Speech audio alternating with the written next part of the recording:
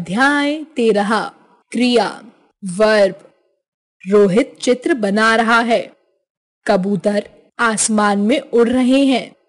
लड़का पढ़ रहा है। उपर्युक्त चित्रों के नीचे लिखे वाक्यों में रंगीन शब्द बना रहा है, उड़ रहे हैं तथा पढ़ रहा है से किसी कार्य के होने करने का बोध हो रहा है। इस प्रकार के शब्दों को क्रिया कहते हैं। अब निम्न वाक्य पढ़िए। कोयल काली है। मैं बीमार हूं। महात्मा गांधी हमारे देश के राष्ट्रपिता थे। रेखा सुंदर है। उपर्युक्त वाक्यों में है, हूं, थे और हैं भी क्रिया शब्द है। इन शब्दों से किसी भी कार्य का करना नहीं पाया जाता। हाँ, इनसे काम का होना अवश्य पाया जाता है। इस प्रकार जिन शब्दों से किसी कार्य के करने अथवा होने का बोध हो उसे क्रिया कहते हैं। धातु। क्रिया के मूल रूप को धातु कहते हैं, जैसे पढ़, खा, खेल, जा, चढ़, लिख, नाच आदि।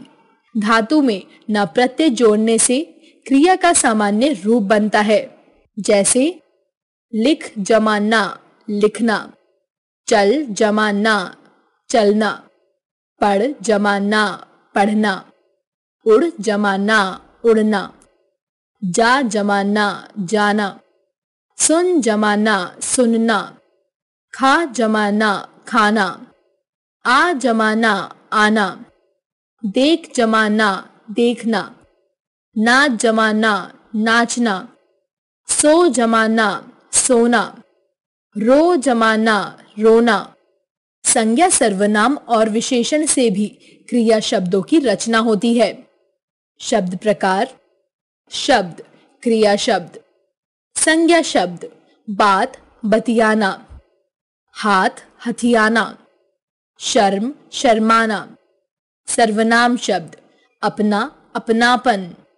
विशेषण शब्द, गर्म, गरमाना। क्रिया शब्दों पर प्रभाव। क्रिया शब्द लिंग, वचन, पुरुष और काल के अनुरूप अपना रूप बदलते हैं। लिंग का प्रभाव। पुल्लिंग, स्त्रीलिंग। गायक गा रहा है। गायिका गा रही है। लड़का पढ़ रहा है। लड़की पढ़ रही है। वचन का प्रभाव। एक वचन, बहुवचन। लड़का खेल रहा है। लड़के खेल रहे हैं। बंदर उछल कूद रहा है। बंदर उछल कूद रहे हैं। पुरुष का प्रभाव। मैं सोता हूं, तुम सोते हो, वे सोते हैं। काल का प्रभाव। वह जाता है, वह गया, वह जाएगा। क्रिया के भेद। क्रिया के भेद दो आधारों पर किए गए हैं। पहला प्रयोग के आधार पर, दूसरा रचना के आधार पर। प्रयोग के आधार पर क्रिया के भेद। प्रत्येक क्रिया का प्रभाव या तो कर्ता पर पड़ता है या कर्म पर। इस आधार पर क्रिया के निम्न दो भेद होते हैं। अकर्मक क्रिया, सकर्मक क्रिया। अकर्मक क्रिया। अकर्मक का शाब्दिक अर्थ है बिना कर्म के। इस क्रिया के साथ कर्म का प्रयोग नहीं होता है। बच्चा रोता है। रमन खेल रहा है। कबूतर उड़ रहे हैं। अन्य उदाहरण, बस चलती है। घोड़ा दौड़ता है। तारे चमकते हैं। लड़कियां हंस रही हैं। उपर्युक्त वाक्यों में आए क्रिया शब्द रोता है, खेल रहा है, उड़ रहे हैं, चलती है, दौड़ता है, चमकते हैं, हंस रही है। क्रिया पदों के साथ कर्म नहीं है। इन क्रियाओं का फल कर्ता पर पड़ रहा है। इन वाक्यों में कर्म की अपेक्षा नहीं है। जिन क्रियाओं के व्यापार का फल कर्ता पर पड़ता है वे अकर्मक क्रियाएं कहलाती हैं। सकर्मक क्रिया। सकर्मक का शाब्दिक अर्थ है कर्म के साथ, अर्थात वाक्य में जिन क्रियाओं को कर्म की आवश्यकता होती है वे सकर्मक क्रियाएं होती हैं। वैभव आम खाता है। माँ चाय बनाती है। दर्जी कपड़े सिलता है। अन्य उदाहरण, दादाजी समाचार पत्र पढ़ते हैं। माली पौधे लगा रहा है। मैं कहानी लिख रही हूं। बकरी घास खाती है। उपयुक्त वाक्यों में खाता है, बनाती है, सीलता है, पढ़ते हैं, लग रहा है, लिख रही हूँ और खाती है शब्द क्रिया है। वैभव, माँ, दर्जी, दादाजी, माली, मैं, बकरी, करता है। आम, चाय, कपड़े, समाचार पत्र, पौधे, कहानी, घास, कर्म है।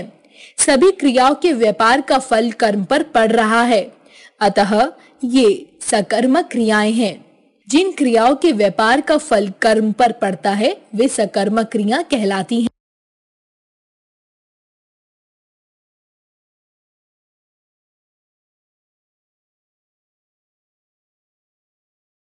सकर्मक क्रिया के भेद। एकर्मक क्रिया, द्विकर्मक क्रिया। एकर्मक क्रिया, जिस क्रिया का केवल एक कर्म हो उसे एकर्मक क्रिया कहते हैं। जैसे मानसी फल खाती है, बिल्ली दूध पीती है, नौकर फर्श साफ कर रहा है, माली आम तोड़ रहा है। उपयुक्त वाक्य में फल, दूध, फर्श, आम केवल एक एक कर्म है, इसलिए उपयुक्त वाक्यों की क्रिया एकर्मक है। द्विकर्मक क्रिया, जिन क्रियाओं के साथ दो कर्म होते हैं वे क्रियाएं द्विकर्मक क्रिया कहलाती हैं। जैसे प्रधानाचार्य ने विद्यार्थी को पुरस्कार दिया, माँ बच्चे को सेब खिला रही है, अवनी ने मित्र को फोन किया, नीता ने पक्षियों को दाना डाला। उपयुक्त सभी वाक्यों में दो दो कर्म आए हैं जो क्रमशः गौड़ कर्म एवं मुख्य कर्म के रूप में प्रयुक्त हुए हैं। कर्ता, गौड़ कर्म, मुख्य कर्म, क्रिया। प्रधानाचार्य, विद्यार्थियों, पुरस्कार, दिया, माँ, बच्चे, सेब, खिला रही है, अवनी ने, मित्र, फोन, किया, नीता ने, पक्षियों, दाना, डाला। अतः यहाँ द्विकर्मक क्रिया का प्रयोग हुआ है। रचना के आधार पर क्रिया के भेद। रचना के आधार पर क्रिया के 6 भेद हैं। सामान्य क्रिया, सिंपल वर्ब, संयुक्त क्रिया, कंपाउंड वर्ब, ऋणार्थक क्रिया, कॉसेटिव वर्ब, नाम धातु क्रिया, नॉमिनल वर्ब, पूर्वकालीन क्रिया, पार्ट और एब्सोल्यूटिव पार्टिसिपल, अनुकरणात्मक क्रिया, इमिटेटिव वर्ब, सामान्य क्रिया, अभिनव गया, सुधा ने पत्र लिखा, तुम जाओ, शेर दहाड़ा, बच्चा रोया, मैंने पतंग खरीदी। उपयुक्त सभी वाक्यों में एक एक क्रिया का ही प्रयोग किया गया है, अतः ये सामान्य क्रियाएं हैं। यदि किसी वाक्य में केवल एक ही क्रिया हो तो उसे सामान्य क्रिया कहते हैं। संयुक्त क्रिया। संयुक्त का अर्थ है मेल या जुड़ा हुआ। संयुक्त क्रिया मूल, जमा, सहायक क्रिया जैसे प्रेरणा खाना खा चुकी है, चाचा जी घर जा रहे हैं, नौकर बाजार से लौट आया है, मैं पुस्तक पढ़ चुकी हूँ, दादी जी चाय पी चुकी हैं, मोहन दिल्ली जा रहा है। उपयुक्त वाक्यों में दो दो क्रियाओं का प्रयोग हुआ है। इनमें पहली क्रिया खा, जा, लौट, पढ़, पी और जा मुख्य अर्थ देती है। ये मूल क्रियाएं हैं तथा इनके बाद आई शेष क्रियाएं सहायक क्रियाएं हैं। जब दो या दो से अधिक क्रियाएं मिलकर एक पूर्ण क्रिया बनाती है तो उसे संयुक्त क्रिया कहते हैं। प्रेरणार्थक क्रिया। प्रेरणार्थक का अर्थ है प्रेरणा देना। इसमें कर्ता स्वयं कार्य ना करके किसी अन्य को कार्य करने के लिए प्रेरित करता है। जैसे अनुपमा माली से पौधे लगवाती है, मैं धोबी से कपड़े धुलवाता हूँ। उपयुक्त वाक्यों में अनुपमा एवं मैं तथा माली एवं धोबी करता है। अनुपमा एवं मैं कार्य करने की प्रेरणा दे रहे हैं, जबकि माली और धोबी क्रिया के कर्ता हैं। लगवाती है तथा धुलवाता हूँ प्रेरणार्थक क्रियाएं हैं। अतः जिस वाक्य में कर्ता स्वयं कार्य न करके दूसरों से कार्य करवाता है या उन्हें कार्य करने को प्रेरित करता है उसे प्रेरणार्थक क्रिया कहते हैं। ऋणार्थक क्रियाएं दो प्रकार की होती हैं। प्रथम ऋणार्थक, द्वितीय ऋणार्थक। प्रथम ऋणार्थक जब कर्ता स्वयं को कार्य करने की प्रेरणा देता है, वहां प्रथम ऋणार्थक क्रिया होती है। जैसे अध्यापिका ने विद्यार्थियों को पढ़ाया, अनिल कुत्ते को दूध पिलाता है। उपयुक्त वाक्यों में क्रमशः पढ़ाने व पिलाने का कार्य करने के लिए अध्यापिका कर्ता तथा अनिल कर्ता स्वयं उपस्थित हैं, अतः ये प्रथम ऋणार्थक क्रियाएं हैं। द्वितीय ऋणार्थक जब कर्ता स्वयं कार्य में सम्मिलित न होकर किसी अन्य को कार्य करने की प्रेरणा देता है, तो द्वितीय ऋणार्थक क्रिया होती है। जैसे दादाजी ने नौकर से चाय बनवाई, माँ ने आया से बच्चे को दूध पिलवाया। उपयुक्त वाक्यों में दादाजी स्वयं चाय न बनाकर नौकर से चाय बनवा रहे हैं तथा माँ ने बच्चे को स्वयं दूध न पिलाकर आया से पिलवाया, अतः यहाँ द्वितीय ऋणार्थक क्रिया का प्रयोग हुआ है। नाम धातु क्रिया, जो क्रिया संज्ञा, सर्वनाम, विशेषण आदि शब्दों के अंत में प्रत्यय लगाकर बनाई जाती है, उन्हें नाम धातु क्रिया कहते हैं। जैसे अंजना का बेटा तुतलाता है, रंजन के दादाजी सठिया गए हैं, जलेबी देखकर आस्था का मन ललचा गया। उपयुक्त वाक्यों में तुतलाता, सठिया, ललचा नाम धातु क्रियाएं हैं। संज्ञा से संज्ञा नाम धातु क्रियाएं, लज्जा, लजाना, हाथ, हथियाना, लालच, ललचा, ललचाना, फिल्म, फिल्माना, बात, बतियाना, चक्कर, चकराना, झूठ, झुठलाना, टक्कर, टकराना, जूता, जूतियाना।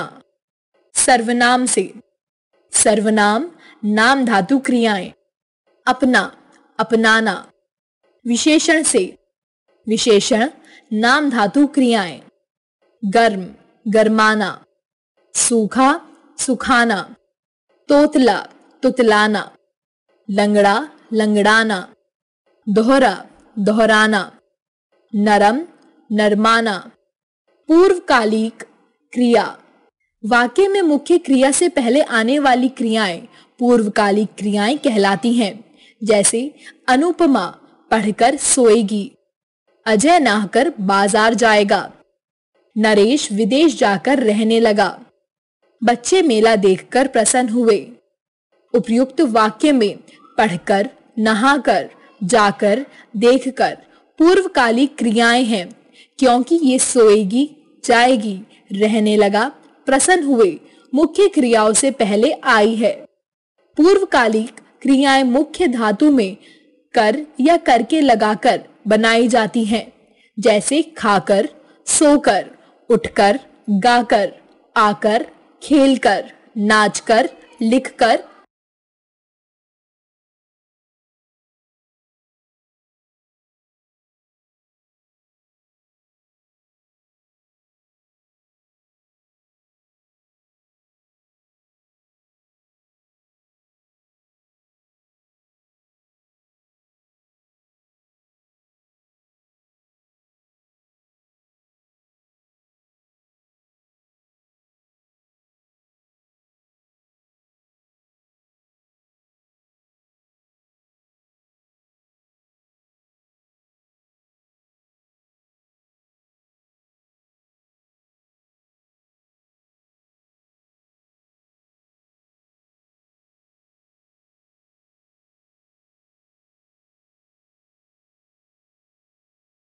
अनुरणात्मक क्रिया, कुछ क्रिया शब्द किसी ध्वनि के अनुकरण पर बनाए जाते हैं, उन्हें अनुरणात्मक क्रिया कहते हैं। जैसे दरवाजा खटखटाना बंद करो। उपयुक्त वाक्य में खटखटाना अनुकरणात्मक क्रिया है। यह खटखट ध्वनि से बनी है। ध्वनि क्रिया, टन टन, टनटनाना, भिन भिन, भिनभिनाना, हिन हिन, हिनहिनाना। आओ दोहराएं। जिन शब्दों से किसी कार्य के करने या होने का बोध हो उसे क्रिया कहते हैं। क्रिया विकारी पद है। इसमें लिंग, वचन, पुरुष काल के अनुसार विकार आता है। क्रिया के मूल रूप को धातु कहते हैं। प्रयोग के आधार पर क्रिया के दो भेद हैं, अकर्मक क्रिया, सकर्मक क्रिया। सकर्मक क्रियाएं दो प्रकार की होती हैं, एकर्मक क्रिया, द्विकर्मक क्रिया। रचना की दृष्टि से क्रिया के 6 भेद हैं। सामान्य क्रिया, संयुक्त क्रिया, प्रेरणार्थक क्रिया, नाम धातु क्रिया, पूर्वकालिक क्रिया, अनुकरणात्मक क्रिया। प्रेरणार्थक क्रिया के 2 रूप होते हैं, प्रथम प्रेरणार्थक क्रिया, द्वितीय प्रेरणार्थक क्रिया।